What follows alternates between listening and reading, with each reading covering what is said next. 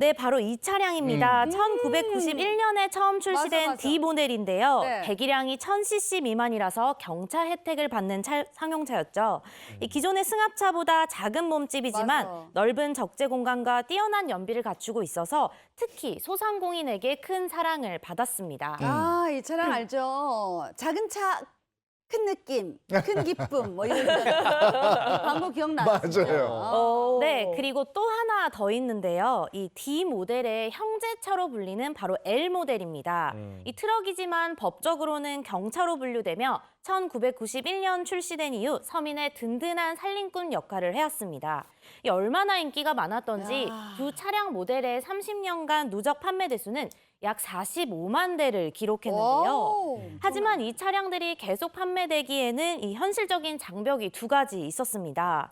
워낙 저렴한 가격에 나온 차량이라 제조사가 수익성을 유지하기 힘들었고요. 네. 또한 갈수록 안전 관련 규정이 강화되다 보니 제조사 측에서는 단종을 결정할 수밖에 없었던 겁니다. 음. 이런 문제 때문에 여러 차례 단종 위기가 있었는데요. 네. 그때마다 자영업자들이 반대하면서 무산되곤 했었죠. 네, 지금까지 수차례 단종 결정이 내려져 왔었지만 이를 반대하는 자영업자들의 호소에 번번이 부딪히며 수명을 연장해 왔고요. 그러던 지난해 3월 결국 두 자동차의 단종이 모두 결정됐고 재고까지 모두 소진되면서 이제 L 모델과 D 모델은 역사의 뒤안길로 사라지게 되었습니다. 네. 사실 두 차량 모두 다 1,000만 원도 안 되는 가격에 판매됐었거든요. 근데 그 차를 대체할 차가 없으니까 소상공인들은 시름은 좀 크죠. 네, 맞습니다. 국내 유일의 경상용차였던 만큼 그 D를 대체할 차량이 마땅치 않다는 그런 목소리가 많았는데요. 경차이면서 적재 공간이 넓고 또 가격도 저렴한 이 3박자를 고루 갖춘 차를 찾기가 힘들기 때문입니다. 하지만 그런 우려를 깨고 2022년에는 기존에 있던 좌석을 아예 드러내서 적재 공간을 넓히고 이 하는 상식 파괴형 경차들이 등장했습니다. 이런 가운데 어떤 차들이 과연 이 경상용차 시장에서 빈자리를 꿰찰지 기추가 주목되고 있습니다. 네. 자영업자의 동반자라는 왕좌를 누가 대신할 수 있을까? 맞아. 네. 그 후보군 소개해 주시는 거죠? 네, 맞습니다. 먼저 국내에 최초로 출시된 1인승 차량 R 모델의 벤입니다. 이 특수 차량을 제외하고는 국내 승상용 모델 중에 1인승으로 인증받은 진짜 모델은 높아요. 처음인데요. 이 차량의 가장 특이한 점은 동승석 시트를 과감하게 제거했다는 겁니다. 오호. 이 동승석 쪽에 발판이 위치하던 공간에도 짐을 보관할 수 있는 추가 적재 공간을 적용했고요. 이 최대 화물 적재 용량을 1,628리터로 확대했습니다. 이 현존하는 경차 벤 모델 중에서는 최대의 공간성을 구현한 겁니다. 그 사실 벤 하면 우리는 그 연예인 타는 차가 자꾸 네. 떠오르잖아요. 그쵸. 그러니까 막 사람이나 짐 같은 거 많이 실을 수 있는 그런 기능적인 차. 네, 그리고 방금 말씀해 주신 것처럼 굉장히 특이해요. 네. 맞아. 조수석이 없는 1인용 그러게요. 벤. 그렇죠. 굉장히 새롭게 생긴 특징들도 있을 것 같은데요.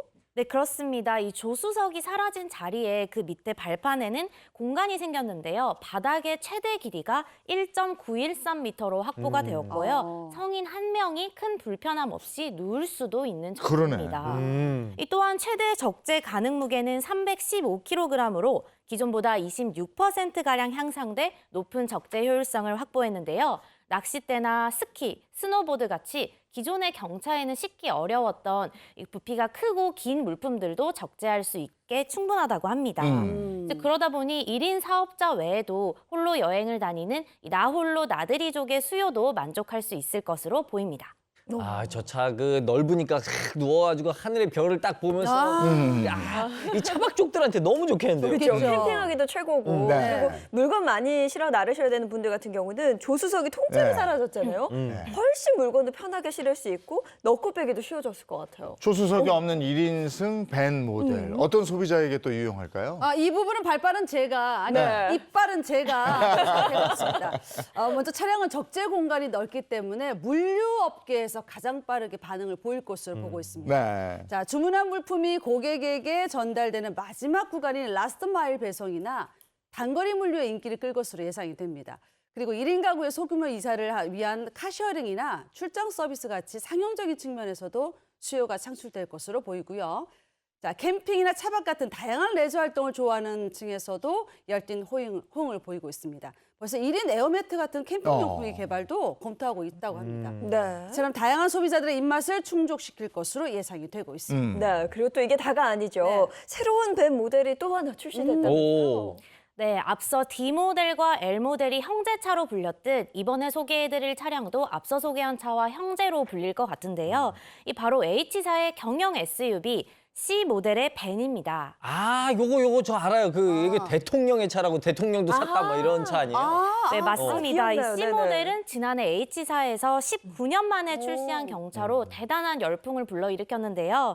이번에는 기존에 출시했던 모델에서 뒷좌석을 모두 드러내고 이 짐을 싣는 공간으로 넓힌 벤형이 출시됐습니다.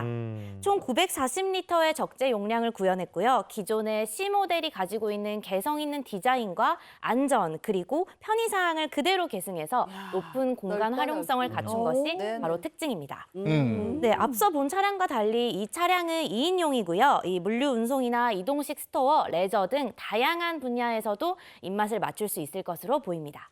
이 차라는 게 편의성도 중요하지만 뭐니 해도 안전성이 중요하잖아요. 그럼요. 네. 그 안전에 대한 문제는 얼마나 해결이 됐을까요? 네, 앞서 단종된 차량들의 문제점을 보완하기 위해서 이번에 출시되는 차량들은 안전을 가장 최우선으로 보완을 했고요. 이 가볍지만 강한 초고강도 부품을 제조하는 핫스탬핑 기술을 차체에 골고루 적용하여서 충돌 시에 이 차체 변형을 최소화한 것이 특징입니다. 아, 그리고 이게 다가 아니고요. 지능형 안전기술 그것도 있지 않아요? 네, 이뿐만이 아니라 지능형 안전기술이라고 하죠. 이 주행 중 충돌 위험을 감지하면 경고를 울리고 자동으로 브레이커를 제어하는 전방 충돌 방지 보조 기능과 자동차가 차로를 벗어나지 않도록 돕는 차로 이탈 방지 보조 기능, 그리고 핸들을 미세하게 조정하면서 차로 중앙으로 달리도록 돕는 차로 유지 보조 기능이 옵션이 아닌 기본으로 적용됐습니다. 오, 이거 지능형 옵션 이거는 꼭 없으면 돈 내선에도 넣거든요. 당연하죠. 그렇죠. 그런데 이게 이 경차에 기본으로 적용됐다는 게 이거 놀라운데요. 네, 그렇습니다. 앞서 보신 기능 외에도 이 운전자의 주의 운전 상태를 분석하고 주의 수준이 떨어지면 경고를 하는 운전자 주의 경고 기능과 전방 차량 출발 알림 등 첨단 기술도 기본으로 적용이 됐는데요. 이처럼 안전성과 편의성이 모두 보장된 경차들이 앞으로 자영업자를 포함해 다양한 입맛의 고객들을 만족시켜줄 수 있을 것으로 기대합니다.